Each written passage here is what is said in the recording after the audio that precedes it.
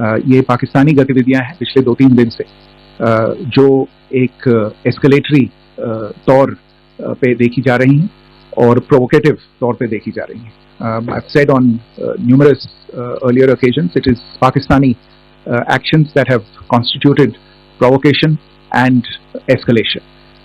In response, and I repeat, in response, India has defended and reacted in a responsible and measured fashion to these provocations and these escalations by the Pakistani side.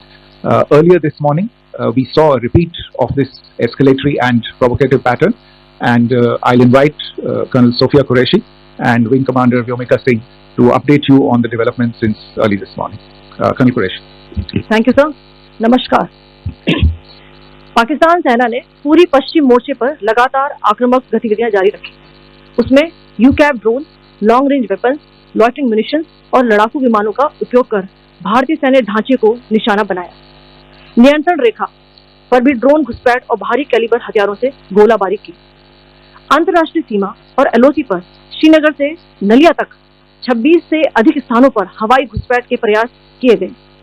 भारतीय सशस्त्र बलों ने अधिकांश खतरों को सफलतापूर्वक निष्क्रिय किया. फिर भी वायु सेना स्टेशनों पर उधमपुर, पठानकोट, आदमपुर और भुज बठिंडा स्टेशन, इन सब पर उपकरण व पर्सनल को हानि पहुंचाई. मैं ये भी बताना चाहती हूँ कि पाकिस्तान ने हाई स्पीड मिसाइल सुबह 1:40 पर इस्तेमाल करके पंजाब के एयरबेस स्टेशन को दागने की कोशिश की. एक निंदनीय और अनप्रोफेशनल एक्ट के तहत पाकिस्तान ने श्रीनगर, अवंतीपुर और उधमपुर के वायु सेना अड्डों पर चिकित्सा केंद्र और स्कूल परिसर को निशाना भी बनाया, जिससे उसके द्वारा सिविल इंफ्रास्ट्रक्चर पर हमला करने की गैर जिम्मेदाराना प्रवृत्ति फिर उजागर हुई. पाकिस्तान द्वारा सैन्य ठिकानों को जानबूझकर निशाना बनाने के पश्चात भारतीय सशस्त्र बलों ने त्वरित व सुनियोजित जवाबी हमले किए. Technical installation, command and control centres, radar sites और हथियार भंडार को चुनकर निशाना बनाया गया. रफीकी, मुरीद, चकलाला, रहनियार खान, सुकूर और चुनिया स्थित पाक सैन्य ठिकानों पर एयर लॉन्च सटीक हथियारों व लड़ाकू जेट से प्रहार किए गए. पसरूर स्थित रडार साइट और सियालकोट का एविएशन बेस भी प्रिसीजन एम्यूनिशन से टारगेट किए गए.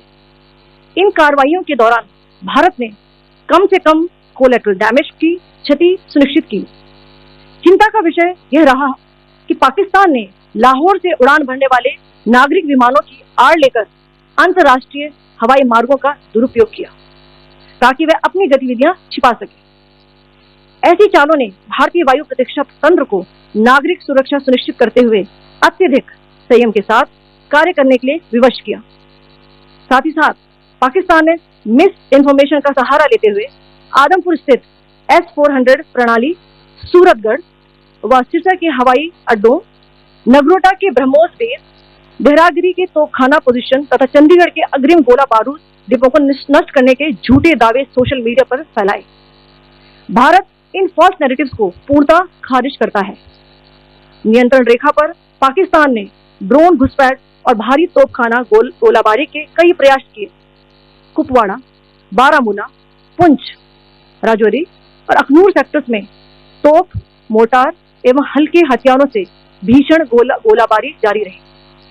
भारतीय सेना ने प्रभावी व तुलनात्मक प्रत्युत्तर देते हुए पाक सेना को काफी क्षति पहुंचाई. पाकिस्तान सेना के अग्रिम क्षेत्रों में सैनिकों की डिप्लॉयमेंट बढ़ती दिख रही है, जो स्थिति को और भड़काने की मंशा दर्शाती है. भारतीय सशस्त्र बल पूर्ण परिचालन तत्परता की स्थिति में है. अभी तक सभी शत्रुतापूर्ण कार्रवाइयों का प्रभावी ढंग से सामना कर उपयुक्त जवाब दिया गया है. भारतीय सशस्त्र बल दोहराते हैं कि वे तनाव वृद्धि नहीं चाहते, बशर्ते पाकिस्तान भी ऐसा ही व्यवहार करे. आखिर में आपको कुछ वीडियो दिखाना चाहती हूँ जहां पर इंडियन आर्मी के वेपन्स एलओसी पर पाक के एसेट्स को ध्वस्त करते नजर आ रहे हैं.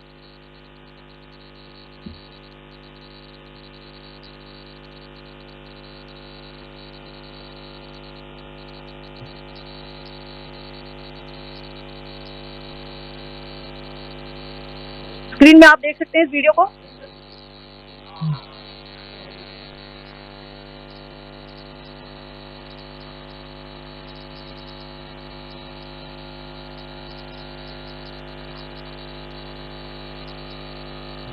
धन्यवाद। जय Hind. Commander Singh. Pakistan military continued with its provocations, carrying out aggressive actions employing multiple threat vectors all along the western border. Pakistan employed UCAV, drones, long-range weapons, loitering munitions and fighter aircraft to target civilian areas and military infrastructure.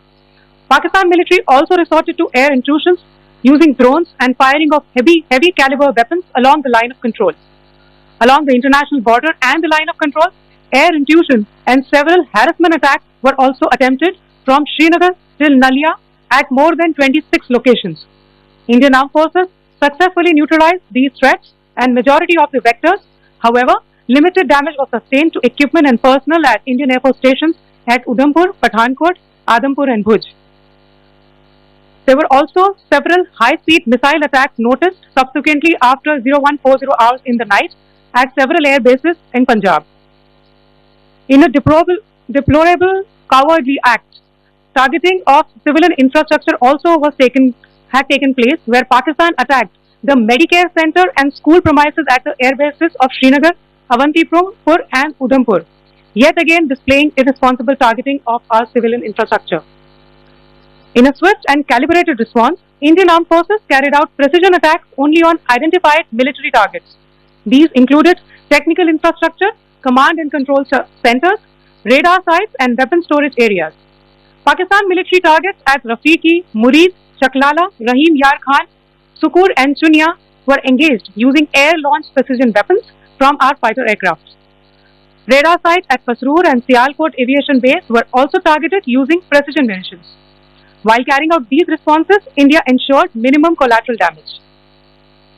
Pakistan has also attempted to execute a continued malicious misinformation campaign with claims of destruction of Indian S-400 system at Adampur, destruction of airfields at Suratgarh and Sirsa, BrahMos base at Nagrota, RT gun positions at Dehrangyari and Chandigarh Forward Ammunition Depot, with heavy damages to other military stations being propagated on social media.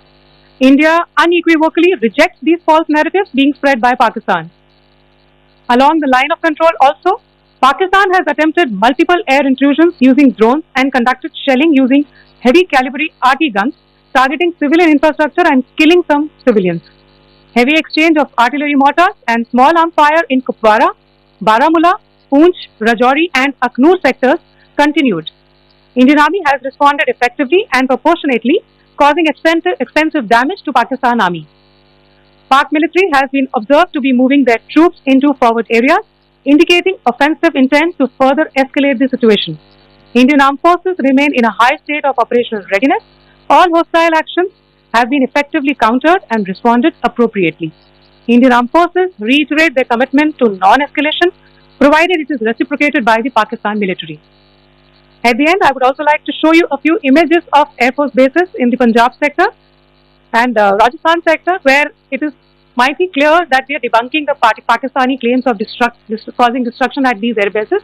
You can yourself see the normalcy and these Air Force stations.